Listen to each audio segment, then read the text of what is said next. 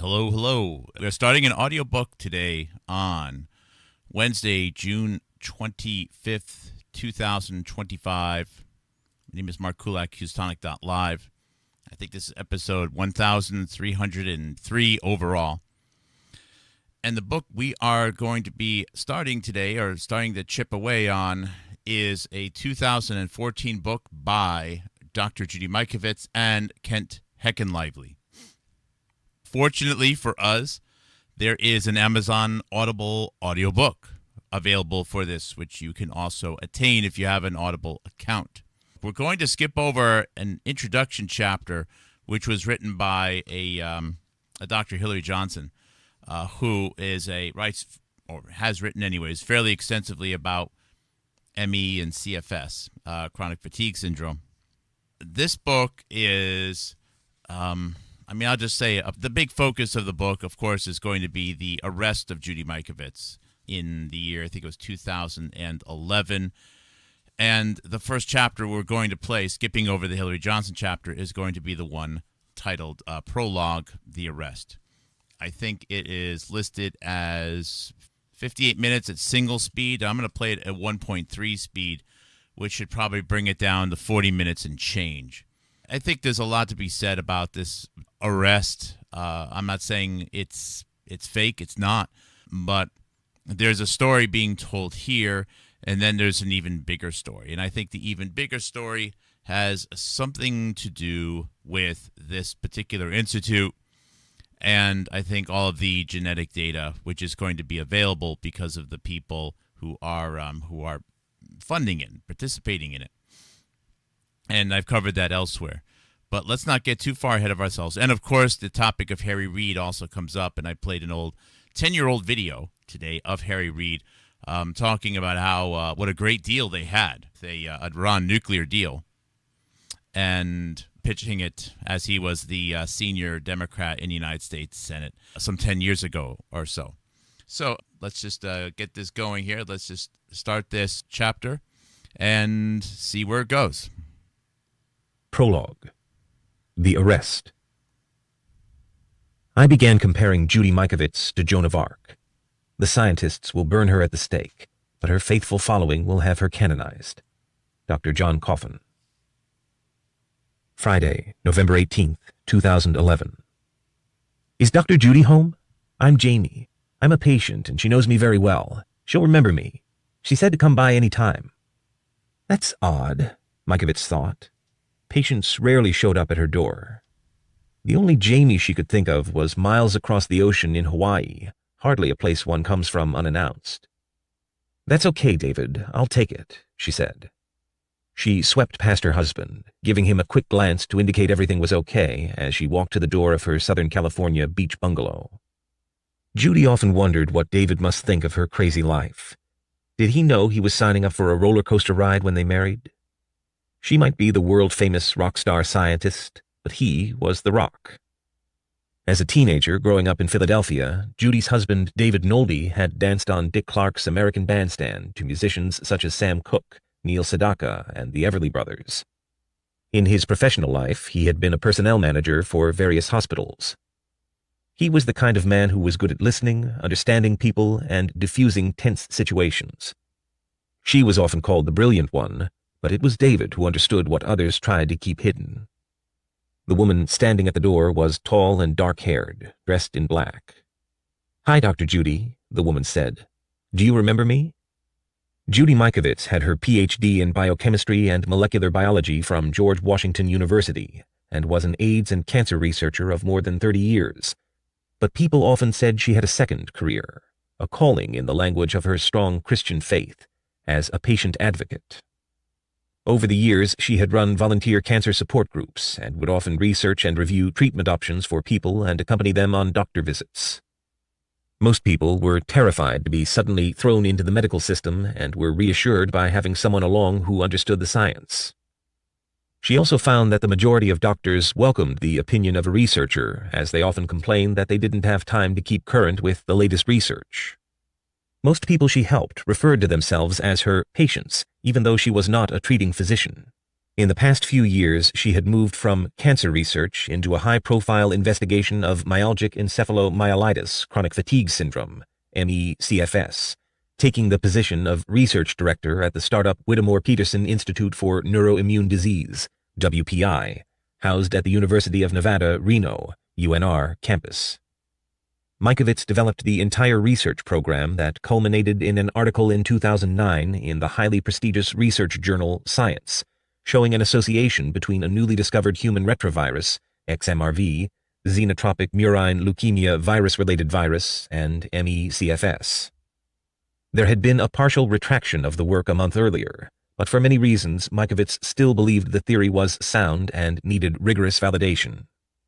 Over the past 5 years, Mikovits had counseled MECFS patients in much the same manner as she had counseled cancer patients, and felt she could tell pretty quickly if a person was suffering from the disorder.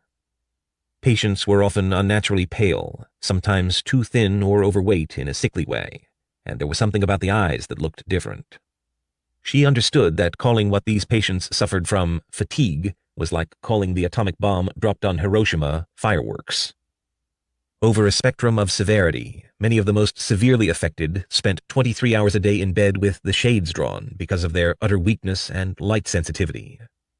Many of the patients had been active, vital people before their affliction struck, with a good number engaging regularly in rigorous athletic pursuits, like running marathons or long-distance cycling.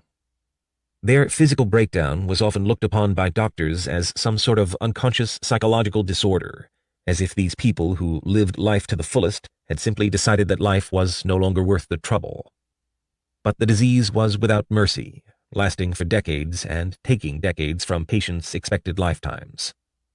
The former chief of viral diseases for the Centers for Disease Control and Prevention, CDC, claimed the level of disability in many of these patients was similar to terminal AIDS patients and those in end-stage renal failure, so patient comparisons to a living death were apt.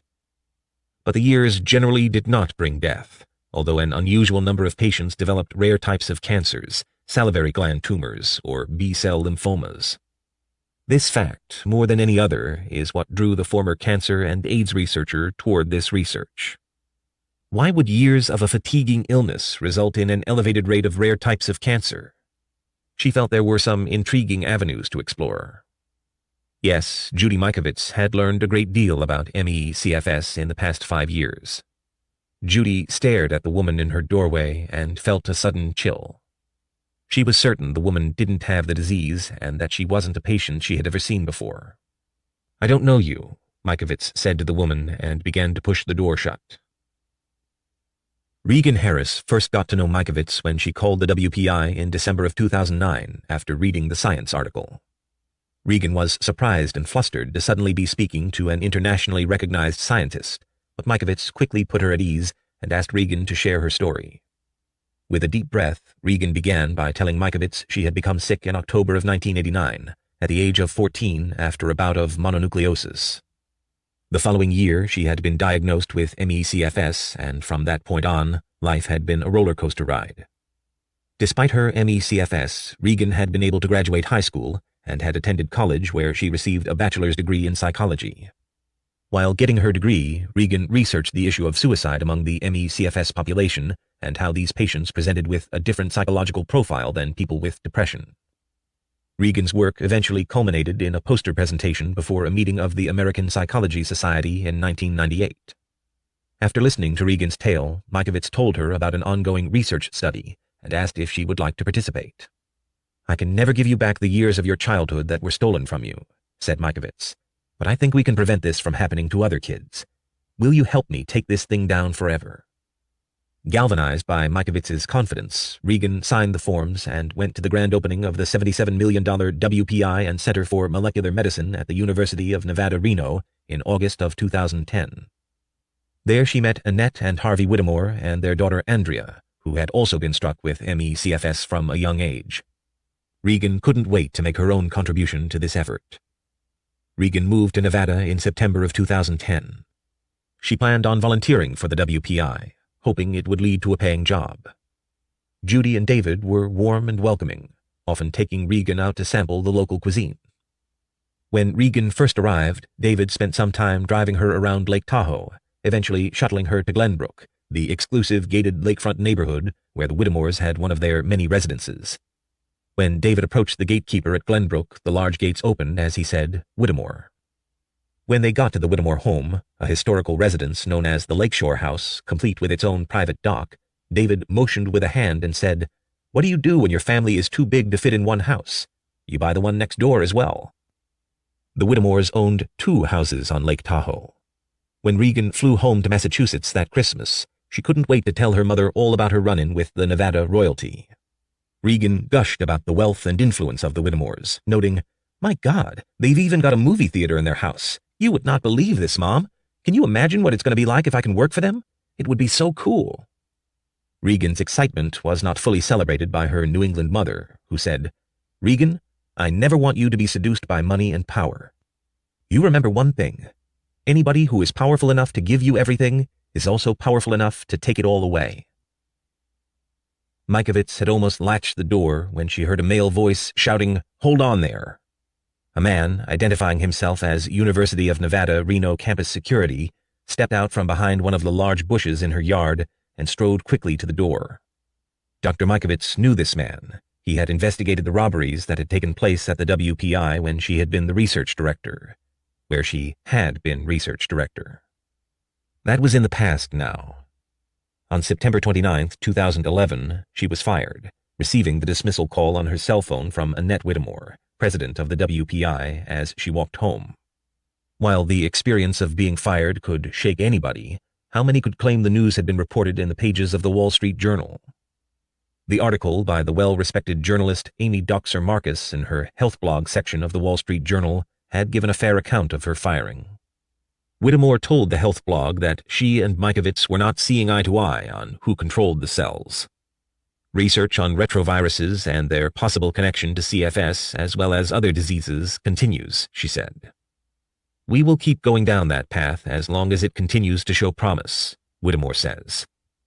Annette Whittemore's given reasons for firing Mikovits would change several times over the ensuing months, but she detailed them in a letter sent to Dr. Mikovits on September 30, 2011, which, among other things, accused Dr. Mikovits of insubordination. On October 1, 2011, Dr. Mikovits sent a response to Annette Whittemore addressing the event that had ostensibly caused her firing, as well as more concerns she had about the management of the WPI. Mikovits told Annette that as the principal investigator on the National Institutes of Health, NIH, R01 grant, Mikovits alone was legally responsible for all resources on that grant, and that Mikovits alone was the one who should have decided the appropriate allocation of those resources. Mikovits was pleased that Annette hoped for a smooth transition regarding Mikovits's departure. However, as Mikovits was the principal investigator on 3 grants housed at the WPI, 2 from the NIH and 1 from the Department of Defense, DoD, she told Whittemore that she fully intended to continue her research on those same grants, but at another institution, once one was found. This is common practice in the scientific community. The principal investigator takes the grants with her if she leaves the institution. Her break 6 weeks earlier with the Whittemores had been sudden, but Mikovits was eager to move forward with her life and research. The next day, she was scheduled to fly out to New York City to participate in the celebration of a multi-million-dollar ME-CFS initiative to be run by ME-CFS physician Dr. Derek Enlender of Mount Sinai Hospital. Mikovits and Enlender were also scheduled to discuss ways in which they might collaborate after her departure from the WPI. But she would never make that trip. A thud at her feet made Dr. Mikovits look down. She realized the woman had dropped a microphone and a recording device. "That's illegal here," said Mikovits. "You can't record me without my permission." "We're just here to get your side of the story," replied the woman as she picked up the fallen items. "Fine then. You can come with me to my lawyer's office. I'm on my way to meet him." Mikovits again tried to close the door when 3 burly Ventura County Sheriff's deputies came around from the driveway. One of the deputies was brandishing a yellow piece of paper. "We have a search warrant." The deputies came onto the landing, pushed the door open, and proceeded to enter the house, pushing Mikovits's husband along with them. "David," she called out, "call the lawyer." Just that morning, she had called her attorney's office to ask if there were any warrants out for her arrest. On November 4th, the WPI had filed a civil case against her, claiming she left with intellectual property, specifically her notebooks and computer files. As a principal investigator on 3 government grants, Mikovits knew she was legally required to maintain and protect copies of all data under federal regulations and her UNR contract as an adjunct professor. In addition, since her research was being challenged by the scientific community, she needed to possess this information to defend the work. The attorney had found her trepidation humorous and said he didn't see anything that serious arising out of the civil case. Just to calm her, he had checked. There were no arrest warrants. But Mikovits still sensed something terrible afoot. She believed she had caused her former employers considerable distress. Viral Immune Pathology Diagnostic, VIP-DX, a for-profit clinical lab loosely associated with the WPI and owned by the Whittemores and Lombardi, was selling an unvalidated diagnostic test for the XMRV retrovirus, one which they would later discontinue selling. They claimed that she had approved VIP-DX's tests, including a new serological one announced under her name, when she was not employed by VIP-DX and had not evaluated data or statements made by the clinical lab. Mikovits believed she had cut off a lucrative source of revenue for the WPI when she had vocalized all of this on September 23, 2011, at the Ottawa conference, saying, "VIP-DX lab will not continue XMRV testing because it hasn't been shown to be reproducible in the Blood Working Group, BWG." She was fired 1 week later. Others were already concluding the test was problematic after the release of the report from the BWG, the group founded to investigate whether the retrovirus posed a threat to the blood supply. Next came the replication study coordinated by Dr. Ian Lipkin of Columbia, one of the world's most famous virologists. A few days after Mikovits was fired, Lipkin had called to ask if she had confidence in the integrity of her former employers, the Whittemores, to allow her to perform the study in Reno. Mikovits told Lipkin that she did not have confidence that the study could be performed at the WPI. It was not until November 14, 2011, that Lipkin emailed Mikovits saying he had decided not to have the WPI participate in the study, a decision which would potentially cost the Institute a great deal of money. Despite these financial hardships to the Whittemores, Mikovits believed she was acting the only way she knew how, as an ethical scientist. The woman in black took Mikovits by the arm and motioned for her to come out onto the porch. "We just want to hear your side of the story," the woman repeated. "Do you have any WPI property?"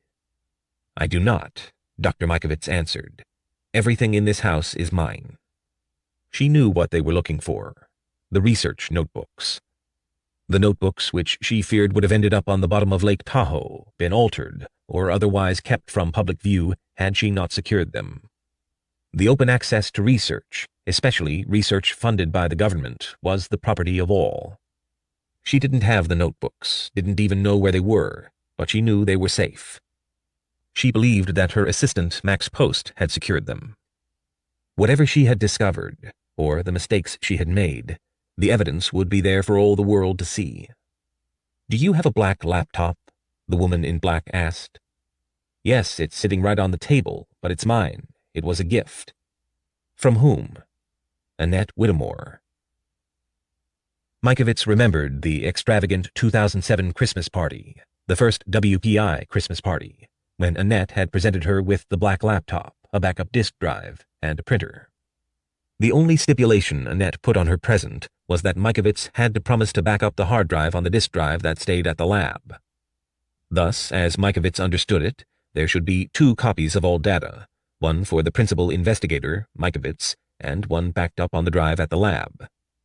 Annette even gave Mikovits the receipt for the computer in case there were any problems. The Whittemores were political contributors to U.S. Senator Harry Reid, a Democrat and the majority leader of the Senate, as well as many other politicians. All 4 of Harry Reid's sons had at one time worked for the law firm where Harvey Whittemore was a senior partner. Okay, well, there's I made a mistake in an earlier video saying the Whittemores had sons that were working at Senator Harry Reid's office. It's the opposite. Harry Reid had 4 sons working at the offices of Harvey Whittemore. Okay. I apologize for that mistake and for the other videos that I made that mistake in. All four of Harry Reid's sons had at one time worked for the law firm where Harvey Whittemore was a senior partner. In addition, Harvey Whittemore had personally helped advance the legal careers of two of Reid's sons, and one of the sons, Leif Reid, had become Whittemore's personal lawyer. Just to note here, that is a very tight connection. So Senator Harry Reid, who's pushing the Iran nuclear deal through Congress almost 10 years ago today. Well, 9 years and 10 months or whatever it is. And four of Harry Reid's sons work at Whittemore's law office. Two of Harry Reid's sons have a lot to thank for their initial political ambitions, thanks to the Whittemores. Leif Reid, at one point, had become just another son, one of the sons of Harry Reid, the personal lawyer, personal attorney for Harvey Whittemore. I mean, these are a lot of connections. And the Whittemores are worth hundreds of millions of dollars. They might be billionaires, but at the very least, hundreds of millions of dollars. And when they go to an event, they can give away multi-$100,000 gifts. I remember driving by. I think I actually saw their homes on Lake Tahoe because we did a small family trip out there recently. I think I know the homes. Those homes are $50-80 million homes, easy. And if they have two of them side by side, I mean, they're made out of like stone block.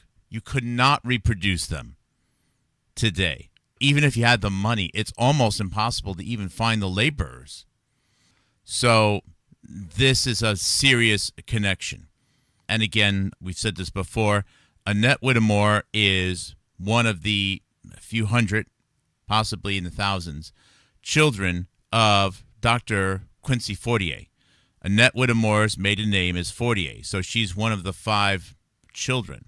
So this is a very incredible connection between one of the children of that Quincy Fortier and with her husband and Harry Reid and so on, creating this unique, one-of-a-kind center that was able to attain $80 million in startup money to get the center going. This is something very big, and this is where Judy Mikovits finds herself. And it's a little confusing, the book, because it's going back and forth between one story, and then it's trying to do this weird flashback thing. And sometimes this stuff doesn't always come through in a book, in particular during a narration such as this. But let's just go back and restart. The Whittemores were political contributors to U.S. Senator Harry Reid, a Democrat and the majority leader of the Senate, as well as many other politicians. All four of Harry Reid's sons had at one time worked for the law firm where Harvey Whittemore was a senior partner. In addition, Harvey Whittemore had personally helped advance the legal careers of two of Reid's sons, and one of the sons, Leif Reid, had become Whittemore's personal lawyer. In a 2006 article in the Los Angeles Times, Harvey Whittemore is quoted as saying, "You have to understand how close the Whittemore and Reid families are. My relationship with Senator Reid goes back decades." Harvey Whittemore was often identified as one of the most politically influential individuals in the state of Nevada, earning nicknames such as the 64th Legislator for his help in drafting the state's first business tax, and being among a select group of four wealthy men known as the Power Rangers, after the popular Saturday morning children's show. One reporter of Nevada state politics had quipped, "Governors come and go, but the Power Rangers stay the same." Ominously, one of Harvey's former associates said, "Harvey Whittemore has a different moral compass than the rest of us." One of the Whittemore's children, their daughter Andrea, had been struck down with ME/CFS when she was just 11 years old. Her parents were tireless in trying to find a cure for her, and through the work of Mikovits and others, Andrea, now in her 30s, was close to recovering her health. This personal connection to the disease made Mikovits believe that she and the Whittemores would always be on the same side. Okay, so let's review what they just say here. Annette Whittemore, one of the many, many, many children of Quincy Fortier, as part of this power couple, one of the most powerful couples in the state of Nevada. And I don't think it's more possible for a couple to be more connected with Harry Reid than the Whittemores are. So this means the Whittemores, this family, okay, is wrapped up as tight as anyone else in the world with the senior Democrat in the United States Senate that's pushing through the Iran nuclear deal. It seems like a bit of a stretch, but it isn't. Now, how are they connected? Well, it is stated here that one of the reasons why the Whittemore family got involved in this is because they have a daughter, Andrea, who therefore is also one of the thousands of grandchildren of Quincy Fortier. And Andrea came down with ME/CFS when she was 11. I remember reading somewhere it was like 1989. And then she got better. They tried some treatments, Ampligen, this weird thing that they were tried with her, which, by the way, is also related to HIV. And she got better, and then her health went downhill when she had an MMR shot in her late teens or 20s or something like that. And then she had to struggle back again. Anyways, what this means is that one of the key subjects, if you will, one of the key people that is the focus of the research. I mean, institute isn't there for to treat Andrea Whittemore. That's not why it's there. However, it's noteworthy that if there were to be any cell cultures taken, if there were to be any other genetic tests done with Andrea Whittemore, her family tree is, because of being connected to Quincy Fortier, is probably one of the biggest family trees. This was an unusual one, according to her civil attorney, Dennis Neal Jones. The complaint alleges what I guess you could call industrial espionage, and the defense is basically a whistleblower kind of defense. It was much different than the typical cases Jones handled. Both Jones and Mikovits' bankruptcy attorney, David Follen, would be disturbed, however, by the legal maneuverings deployed against Mikovits. As attorneys, they understood the combativeness of the judicial system, but also knew there were rules and an expected logical progression of events. But this case seemed very different from the start, in both the legal aspects and the response of the scientific community. It seems like the field was stacked against Judy, and it's continued to be so. Any allegations she was convicted of a crime or that there was a successful judgment against her is wrong, said Follen. Judy is just an amazing person. She's probably one of the most brilliant people I've ever met. All Judy wants is fairness, and I can't understand how her profession can turn its back on such a talented individual who has so much to offer and could help so many people. When Mikovits thought about it later, she realized the problems had actually started soon after Mikovits and Annette Whittemore first appeared on a TV show in 2009 called Nevada Newsmakers, shortly after the publication of the landmark article in Science linking a new human retrovirus to ME/CFS. Should have it organized a little bit better than this, but if you go to my shared videos 2024 on Houstonic.live or HoustonicITS.com under playlists, and scroll down, you'll find it. I think it's about halfway down. Let's go a little bit here. If it's not here, then I found it in 2023. Here we go. So this is Annette Whittemore on the left, and this is Judy Mikovits on the right. Annette Whittemore, president and founder of Whittemore Peterson Institute, and Judy Mikovits, director of the research. This is actually an October 8th, 2009 video on Nevada Newsmakers. Here, by the way, they are talking about, 2009. Annette Whittemore and Mikovits first appeared together on a TV show in 2009 called Nevada Newsmakers. And perhaps at some point after the end of this chapter, maybe in the next episode, we'll re-watch that video together because it has some pretty explosive allegations. Mikovits and her team found evidence of the retrovirus in 68 out of 101 patients, 67%, with CFS, as compared to 8 out of 218, 3.7%, of healthy controls. As if it weren't enough that they were taking on a disease which had been looked upon for more than 30 years as some form of female hysteria, they were now planning to take on one of modern medicine's most controversial diseases, autism. And then not long after this, 10 years or 8 years, however you want to count it, she's not hired by Children's Health Defense, but Judy Mikovits is part of the Children's Health Defense, team or group. She is with Robert F. Kennedy Jr. and other people at Children's Health Defense, which does talk a lot about autism. It is really a stroke of luck. It's almost a 1 in a million. that this is just coincidentally the Institute. The Institute involves a subject and, of course, the founder, who are in the wide family tree of Dr. Quincy Fortier, the long-standing doctor of the state of Nevada. It's not in the paper, and it's not reported, Mikovits said, speaking hesitantly at first. But we've actually done some of these studies, and we found the virus present in a significant number of autistic samples that we've tested so far. The show's host noted that this news had tremendous potential for the autism community, holding out the possibility that this might lead to treatments or even a cure. Mikovits replied by saying XMRV might be linked to a number of neuroimmune diseases, including autism. It certainly won't be all, because there are genetic defects that result in autism, but there are also the environmental effects. Whoa, whoa, whoa. Look at that sentence. How did Judy Mikovits say it? It certainly won't be all, meaning XMRV may not be connected to everything and autism. It certainly won't be all, because there are genetic defects that result in autism.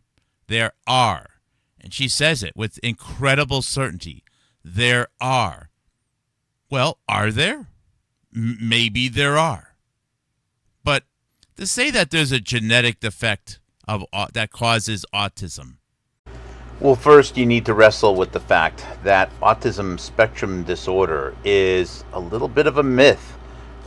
Injuries, neurological injuries, and disabilities that people are born with are real. But this concept, this overarching, loosely defined umbrella of autism, which can be so many different things, is the deception and is a myth. But let's just say for a moment that it is something that is very clearly defined. That suggests that there is a switch somewhere in our DNA code, if you want to view it like that, that when it's set one way, we don't have autism, and then another way, we do have autism. Why would we have code, if you want to view people as a software, that says have autism? Does that make any sense? Why would that switch even be there? Another way of looking at this, I've used this example before. Imagine if there's a horrible plane accident, a large passenger plane accident. All we know is that there was an explosion while the plane was in the air, a massive explosion. And it's not even clear if it was a mechanical failure, an electrical failure, a bomb, a terrorist, maybe something hit the plane. You know, there's a lot of things, I guess, and there's probably other scenarios, you know, some other act of nature which could have resulted in the plane blowing up. And imagine saying with certainty that you need to determine if the plane software was set to explode over the Pacific Ocean or not. There's no setting there for that. Why would ever someone even ask the question, oh, I wonder if the plane had a setting where it was set to true to explode in the air over the Pacific Ocean? There's no setting like that. Nor do I think that there's a switch somewhere for a baby that says have autism or don't have autism. Genetic defects that result in autism. And to say it with that level of certainty, I don't know about that. However, going back, again, if you believe one of the most discussed, one of the most controversial, one of the things that more people are perhaps interested in just about anything else, autism, and you're talking about autism as being caused by genetics, what are the odds that you're doing so at an institute that has a founder and her children, and one of their children being one of these CFS patients, that has thousands of relatives? And Annette Whittemore's children, you could probably easily say many, many thousands of cousins, of first cousins. The odds of this are very low of that happening just coincidentally. So I think these things are related. I think that given how hot this topic is it possible that knowing that the Human Genome Project and genetic research is protected by the United States Department of Energy and Q clearances because of the concerns of weapons of mass destruction and nuclear weapons. Is it possible the fact that Harry Reid's relationship with the Whittemore family played in to using the situation, it wasn't planned, but using the situation that Annette Whittemore happens to be one of the bloodlines, one of several hundred or thousand kids of Dr. Quincy Fortier, the baby god, and then take advantage of it? Collect data, start doing some research, and see what you can find. And then you can protect it using some type of shell game here. And this is where Mikovits is. Now, I'm not saying that Mikovits is fighting this, but something happened to cause this relationship to go south.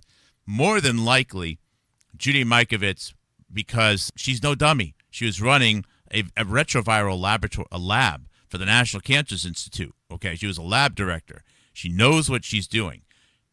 Odds are there was a plan for her to come on board probably 2 or 3 years before she even did. But, you know, things had to go in a particular order.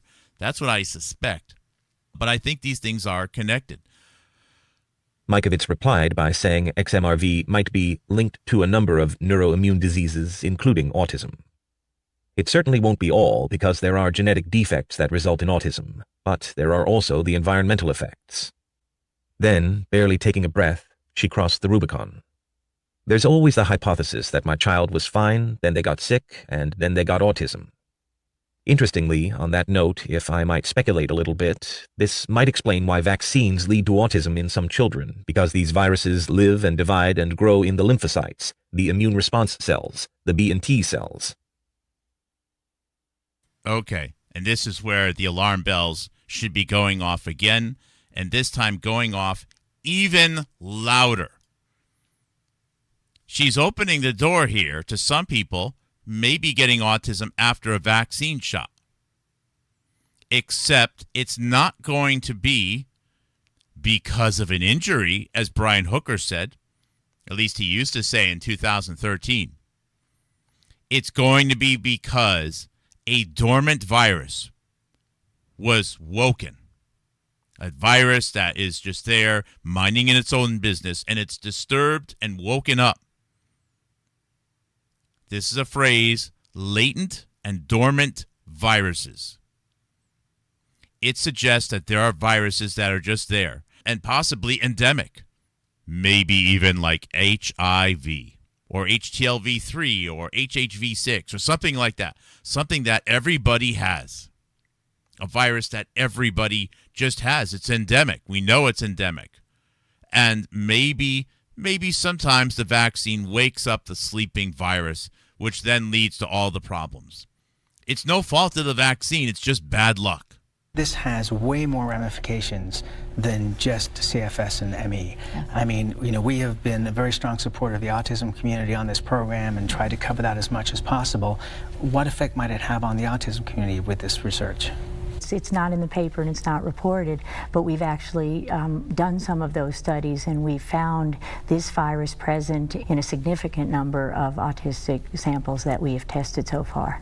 So there is tremendous potential for this to potentially be something that will be solvable for the autism community. Be linked to a number of neuroimmune diseases, including autism. It certainly won't be all, because there are, genetic defects that result in autism, but there are also the environmental effects. There is always the hypothesis that my child was fine and then they got sick and then they got autism. Interestingly, on that note, if I might speculate a little bit, the vaccine, this might even explain why vaccines lead to autism in some children, because these viruses live and divide and grow in the lymphocytes, the immune response cells, the B and the T cells. So when you give a vaccine, you send your B and T cells in your immune system into overdrive. That's its job. Well, if you're harboring one virus and you replicate it a whole bunch, you've now broken the balance between the immune response and the virus. So you could have had the underlying virus and then amplified it with that vaccine and then set off the disease such that your immune system could no longer control other infections and created an immune deficiency. And of course, the way to solve the problem, because we know vaccines work, Judy Mikovits would never question the possibility of a vaccine working. It's just a matter of maybe we need to make the vaccines differently. Maybe we should use gene therapy vaccines, for example. Or we just need to continue to do more research to avoid those scenarios. It's amazing how a spike protein coronavirus going around the world, coming out of a mud puddle, going endemic, would actually provide a nice base story, which could then be used in the future to advance to the next stage of the Human Genome Project. Then, barely taking a breath, she crossed the Rubicon. There's always the hypothesis that my child was fine, then they got sick, and then they got autism. Interestingly, on that note, if I might speculate a little bit, this might explain why vaccines lead to autism in some children, because these viruses live and divide and grow in the lymphocytes, the immune response cells, the B and T cells. So when you give a vaccine, you send your B and T cells and your immune cells into overdrive. That's its job.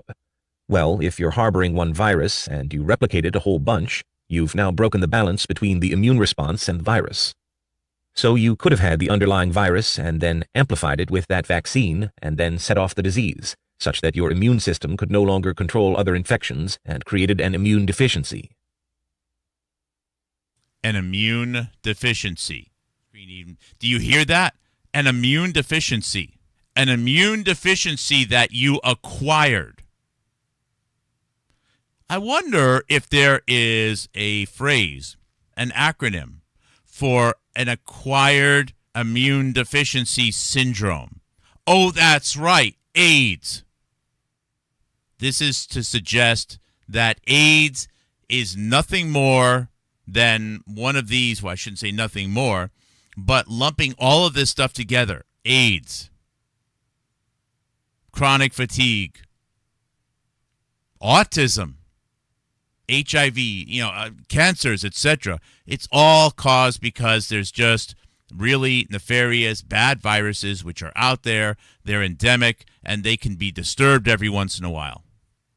We just need different types of vaccines, better vaccines, smarter vaccines. If these children were harboring a retrovirus, it wasn't an outlandish claim to make. It has long been established that children born to HIV-infected mothers shouldn't be immunized until they're on antiretroviral drugs and their tests show the virus to be at extremely low levels.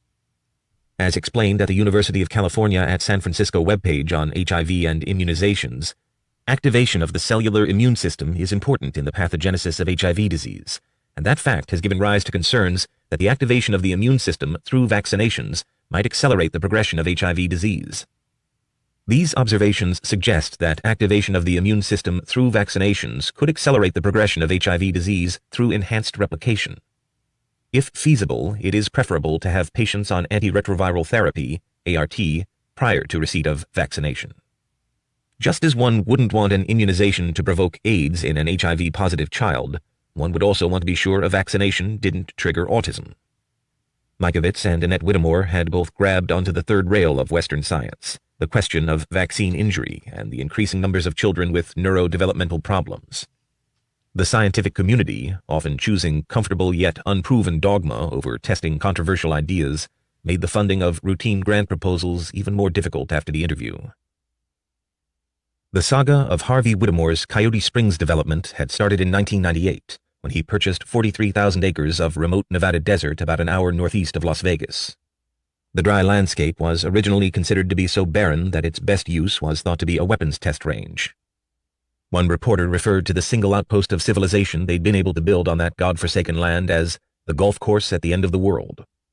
But Harvey Whittemore had big dreams. He envisioned 10 golf courses as an anchor for retirees and hard-working families who wanted the good life but couldn't afford Vegas prices. In addition to the already built Jack Nicklaus signature course, there would eventually be 159,000 housing units.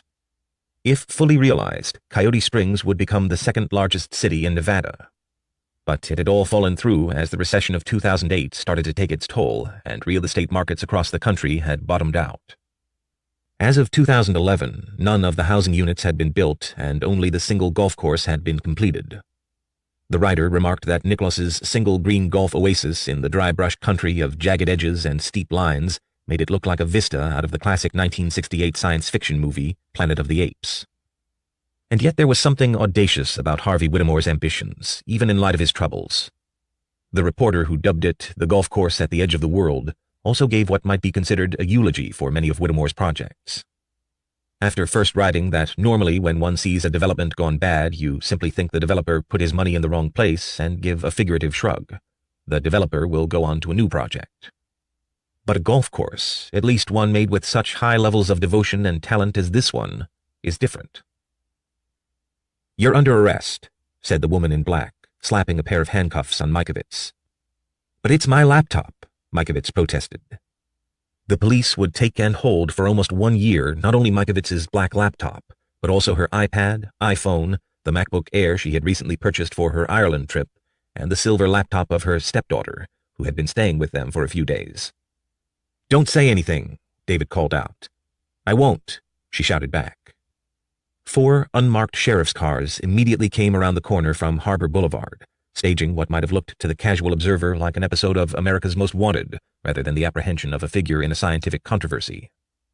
Mikovits, 5'4" of her, frizzy blonde hair, and just a shade over 140 pounds, stood on the road in her white jogging shirt and black knee-length shorts.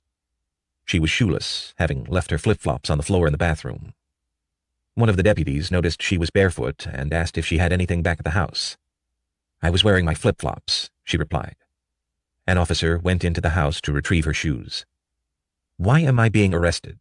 Mikovits asked one of the deputies. "You are a fugitive from justice."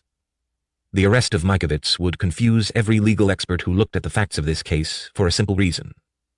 Nobody involved in any of these proceedings ever produced an arrest warrant. Under what law could a middle-aged scientist be taken into custody without an arrest warrant? The question would remain unanswered. A deputy returned with Mikovits' flip-flops, and she was able to put them on her feet. A sheriff's deputy opened the back door, and she was escorted into the squad car for the 8-mile drive to the Ventura police station. At the police station, she was taken to an interrogation room and read her Miranda rights by an officer. "Yes, I want an attorney, and I'll remain silent," she told him.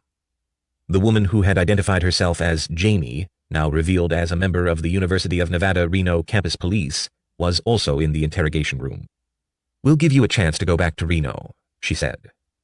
One has to wonder how many times the UNR campus police have crossed the Nevada border to make an arrest of an adjunct professor in Southern California.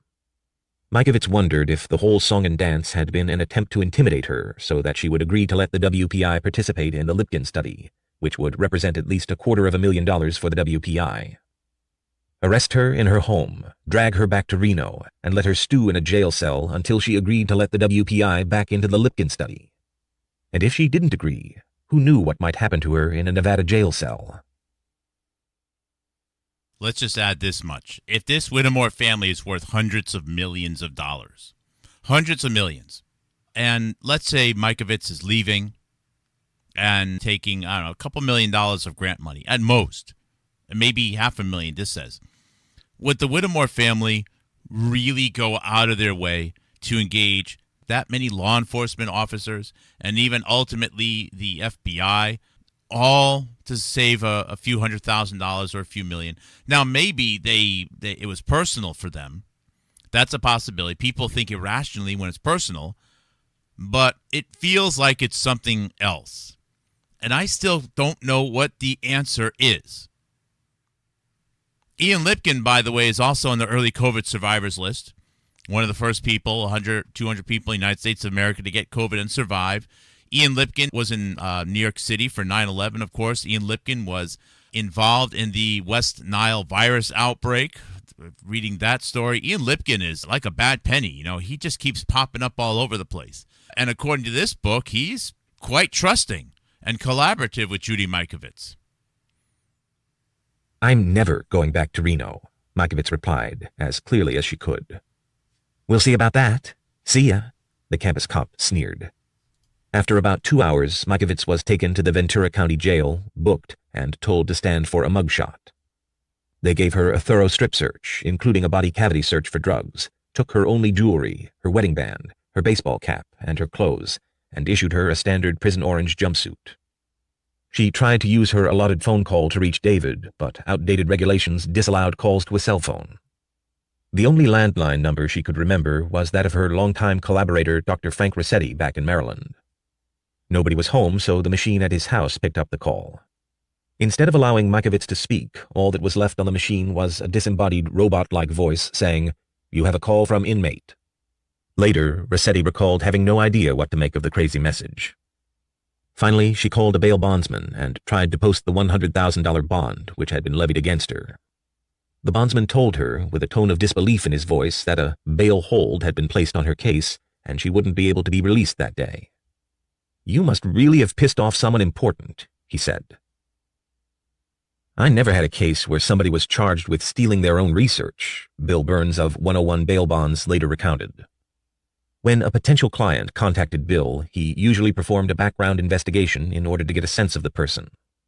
Sometimes the people who found themselves arrested could be pretty smooth talkers, but their record usually told the real story. Burns talked to Mikovits' lawyer, who explained the nature of the dispute with the Whittemores, and then he did his own research. He was quickly able to find out she had no criminal history, that she was a well-regarded scientist, and her husband, David Nolde, had also never been in trouble with the law. A picture of his new client began to form in his mind. He had seen a similar scenario several times before, whether it was an overzealous district attorney unfairly prosecuting somebody, or when a wealthy individual had influence and knew how to make another person's life miserable. The information he gathered about Mikovits in a short period of time convinced him that something was definitely out of whack. "A lot of people suffer from this illusion of how great our legal system is," Burns later recounted, "and it really isn't great. You talk about third world countries. You could feel like you're in a third world country when you're locked up and trying to get out. You can't use the phone. You don't have the ability to mount a defense. It's amazing in a country of this size that a lot of people get screwed very badly in our system. It's very easy to end up losing everything on a case that shouldn't have even been brought." Determining if a potential client was trustworthy was important to Burns's business. Bail bonds don't get exonerated until the case is resolved, whether that takes 2 months or 2 years. The bail for Mikovits was $100,000, which meant she would put up 10% of that money up front. Burns would normally take a lien on her house or other property as collateral for the bond, but in this case he didn't have Mikovits or David Nolde sign over anything as collateral. "I did $100,000 on a signature because I thought not only was the case full of shit, but everything about it was wrong," he later said. There were 3 holding cells in the basement of the Ventura County Courthouse. The cells were 6 by 8 feet, with a 3-foot-long steel bench, a small wall, and on the other side a steel commode, unfortunately without any toilet paper. The guards would alternate which cell a new prisoner would be put in, usually about 5 to a cell. When it was full, or the hour was late, the group of prisoners would be taken to the new Ventura County facility down the road. Many of the people in the holding cell were picked up that day for drug offenses or driving under the influence. For some of the prisoners, it was their appointment time to serve all or part of their sentence. These were people whose cases had already been heard, and due to the overcrowding of the jails and the relative minor nature of their offense, would serve just a few days. Shortly after Mikovits arrived in her cell, a woman named Karen, pseudonym, entered to serve her appointment time. She worked for a local newspaper, managing several of the vehicles which made early morning deliveries. She had been picked up on a minor drug possession charge, was convicted, and, as she told Mikovits, just wanted to put the mistake behind her and get it over with. Others were a little more frightening. One woman came in, teetering on 6-inch heels, her hair 18 different shades of the rainbow, clearly picked up for drugs. Karen and Judy exchanged thankful looks that she hadn't been put in their cell. As the hours passed, the cells continued to fill up, with some of them apparently regulars. They would warmly greet their fellow inmates or guards as they were processed in. At some point, one of the prisoners asked if any of them were first-timers. "I am," said Mikovits. In the late evening, probably around 10 or 11, Ruth, pseudonym, a distraught woman in her mid-50s, was brought into the jail. She was coughing and crying at the same time and lamenting that this was all a mistake. In the 6 or 7 hours Mikovits had been in the holding cell, she had learned a little about jail psychology. One didn't look directly at people, and one kept one's head down. Everybody else was avoiding looking at Ruth as well. "This is all wrong. This is a mistake," cried Ruth. "I shouldn't be here. I should be home." Mikovits knew just how she felt. When Dr. Jamie Deckoff-Jones read the October 9, 2009 Science article by Mikovits and her team shortly after its publication, she looked up at her husband and said, "This is it. This is what we've got." Deckoff-Jones was a graduate of Harvard and Albert Einstein College of Medicine and a board-certified emergency physician. Her father was a brilliant man and legendary surgeon who graduated magna cum laude from Yale and finished Harvard Medical School at the age of 21. Deckoff-Jones traced the beginning of her own neurological downfall to a series of hepatitis B shots she received when she was pregnant with her third child. She also often wondered about the sugar cube polio vaccine she received in 1961. Her symptoms waxed and waned over the years, and she believed the constellation of her symptoms most closely resembled some sort of combination of Lyme disease and multiple sclerosis. Her daughter came down with ME/CFS when she was 13 years old, and around the same time her husband came down with Lyme carditis, a heart condition associated with Lyme disease. In January of 2010, she wrote to Mikovits and was amazed at the lengthy emails Mikovits wrote in response to her questions, as well as her openness and inclusiveness. As their relationship grew, Deckoff-Jones took over the role of answering much of Mikovits' email questions from patients. It was Deckoff-Jones's opinion that Mikovits was spending so much time responding to patient emails that it was limiting the amount of scientific work she could accomplish in a day. Deckoff-Jones eventually came on as the clinical director of the WPI. Her relationship with the Whittemores quickly soured. Deckoff-Jones believed the problems arose because of Annette's inability to admit what she didn't know and protect her staff. Eventually, Harvey took over as the person at the WPI to whom Deckoff-Jones directly reported. She found Harvey to be a smart man and generally easy to work with, but he had his breaking point. In a text she sent to Harvey, she used the word nepotism to describe many highly placed individuals who worked at the WPI, like Carly West Kinney, legal counsel for the WPI, and Kellen Monick-Jones, the patient coordinator for the WPI, both Whittemore nieces. Other examples included not just relatives, but others who had long-standing personal or professional ties with the Whittemores. "Now you've really lit my fuse," Harvey wrote back in a text after the nepotism comment. Shortly after that, Annette Whittemore informed Deckoff-Jones that they were going to have to shelve their plans for a clinic and her services wouldn't be needed. They had had conflicts over other issues as well, such as whether the clinic should treat kids with autism. Deckoff-Jones wanted to treat them, but believed Annette saw far too many problems with such an effort. For Deckoff-Jones, Mikovits' story is important in that Mikovits was like Pandora, opening a forbidden box. She made mistakes like everybody in the story. Me, everybody. An incredible opportunity has been lost as a result. But it's mostly Harvey and Annette's fault. Judy never had a chance. They never supported her. She didn't have what she needed to pull it off. Ever. It was a joke. Around 2 a.m. the day after her arrest, Mikovits was driven to the Todd Road facility located in a lemon orchard about 10 miles out of the city of Ventura. Upon being admitted to the facility, she was again required to strip, bend over, and submit to being cavity searched for drugs. Mikovits was given several pieces of paper with directions on how to be a model prisoner, but because she didn't have her reading glasses, couldn't make out the words. When she complained to a guard about her need for reading glasses, the guard replied, "This isn't a resort, that's why they call it jail." Apparently, a model prisoner didn't need to read. At one point during her processing, Mikovits was asked if she was suicidal. "No," she replied. Even with her clear answer, Mikovits was placed in the Suicide Watch Wing. The Suicide Watch Wing was regularly used for people who were being arrested for the first time. It seemed that being arrested and placed in jail for the first time was such an overwhelming experience for the average person that it was presumed to make them suicidal.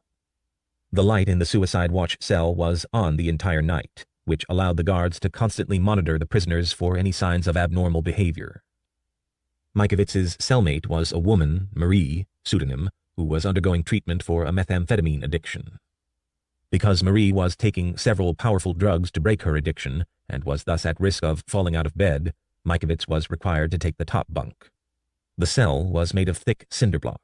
The cell was about 4 feet wide, had a bottom and top bunk made of steel, a commode and sink attached to the wall, and a small window at the top. Instead of bars across the front entrance, there was a thick steel door with a small rectangular window. When the steel door closed, sealing her in, Mikovits felt as if she was in a tomb. The opening and closing of the heavy doors all night sent shivers through Mikovits. She could never have imagined herself in such a place. For a mattress, they were given the equivalent of an exercise mat and no pillow since they were in the suicide watch cell. Marie explained to Mikovits how to put her foot on one side of the small sink to climb into the top bunk. Upon making it to the upper bunk, Mikovits was greeted by the fluorescent oblong light, which never went off. Mikovits thought about one particular day in the WPI shortly after she had returned from the Invest in ME conference in England in May of 2011, when Harvey had stormed into her office. He shouted at her because he thought she had insulted Annette's efforts to reach out to another ME-CFS charity. Mikovits had done nothing of the sort, but Harvey demanded, "You're going to go and apologize to Annette." Okay, Mikovits replied, hoping to defuse the situation. Harvey's booming voice had no doubt been overheard by other staff members, but as they left Mikovits' office, he put on a big smile and slid his arm around her shoulder. But his hand didn't reach all the way to her shoulder, stopping instead at the back of her neck, where it would be concealed by her shoulder-length blonde hair. As he walked past employees of UNR, all smiles and friendliness, Mikovits felt his hand squeezing the back of her neck so hard she thought it would leave bruises. To Mikovits, the message was unmistakable. She felt like he was saying he could end her at any time he wanted, and all of these people he supported wouldn't raise a voice in protest.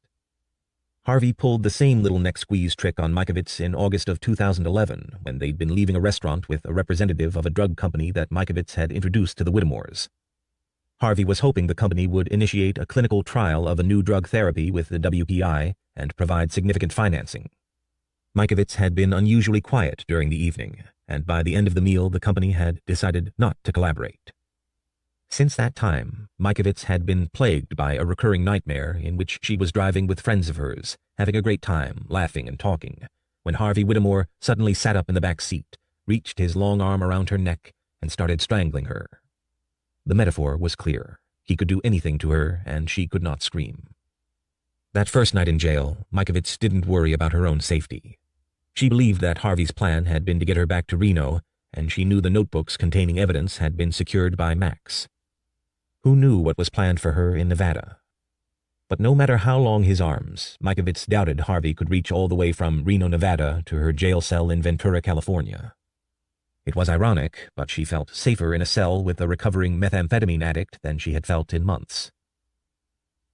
Mikovits let her thoughts wander to Dr. John Coffin, whom many saw as the grand old man of virology, and his quote in Science comparing her to Joan of Arc. Science at the highest levels is a territorial game of power. In many cases, if a young person discovers a novel finding in someone else's turf, the self-appointed head of that domain writes the second paper and first review article and effectively squeezes the young person out.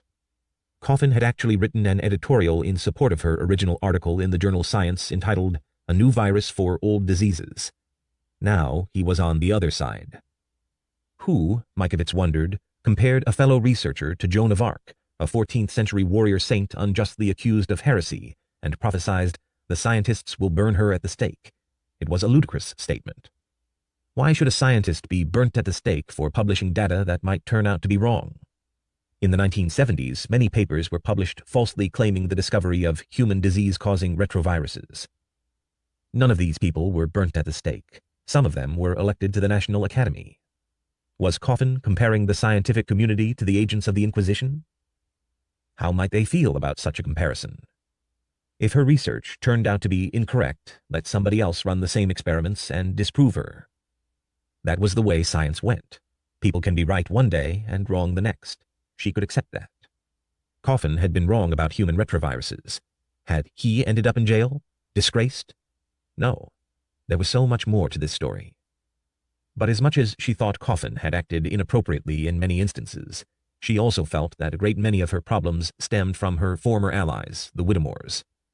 She believed that the recession had badly hurt the Whittemores' real estate holdings, but also wondered if others with far more power might be forcing them to act against their natural inclinations. But why would anybody not be interested in helping the millions of patients with ME, CFS, and children with autism? Even with all that had happened, as Mikovits lay in her bunk, she found herself trying to pray for the Whittemores. Mikovits had genuinely liked them. Many of her friends believed her downfall was due to her misplaced loyalty towards the Whittemores, maybe an emotional naivete, an inability to tell when people were manipulating her. But there was no doubt that since the 1984-1985 outbreak of ME/CFS at Lake Tahoe, no other individual or group had done more to focus attention on this horrible disease than the WPI. The poet Henry Wadsworth Longfellow once wrote, "If we could read the secret history of our enemies, we should find in each man's life sorrow and suffering enough to disarm all hostility." It was in this vein that Mikovits thought of the Whittemores as she sat in her jail cell. Mikovits believed Annette was in over her head with the WPI, but she was a parent fighting for her child's life. She felt that so many things had conspired against them, but especially the economy, and not fully understanding how much the government wanted to avoid taking an honest look at ME/CFS or autism and the role vaccines might play. Mikovits tried to leave these thoughts behind and concentrate on something more elevated. She struggled to remember the words of certain biblical verses she had heard over the years at church, but couldn't recall any. It bothered her because she really needed to pray. Only the words to the Lord's Prayer came to her. She began reciting it over and over, almost like a mantra, and it gave her a feeling of great peace as she faced the uncertain night ahead. Our Father, who art in heaven, hallowed be thy name. Thy kingdom come, thy will be done, on earth as it is in heaven. Give us this day our daily bread, and forgive us our trespasses, as we forgive those who trespass against us. And lead us not into temptation, but deliver us from evil. Act, and God will act, Joan of Arc had once said. Despite all the times she had acted before and it had come to nothing, Mikovits thought she would try once again. And that's the end of the introduction chapter titled Prologue, The Arrest, in the 2014 book Plague, written by Kent Heckenlively and Dr. Judy Mikovits. We will continue on with Chapter 1 in the next episode of this new series, which I have not given an identification number yet. Thank you for listening. Houstonic.live, HoustonicITS.com. Thank you for supporting the program. Information is on the website.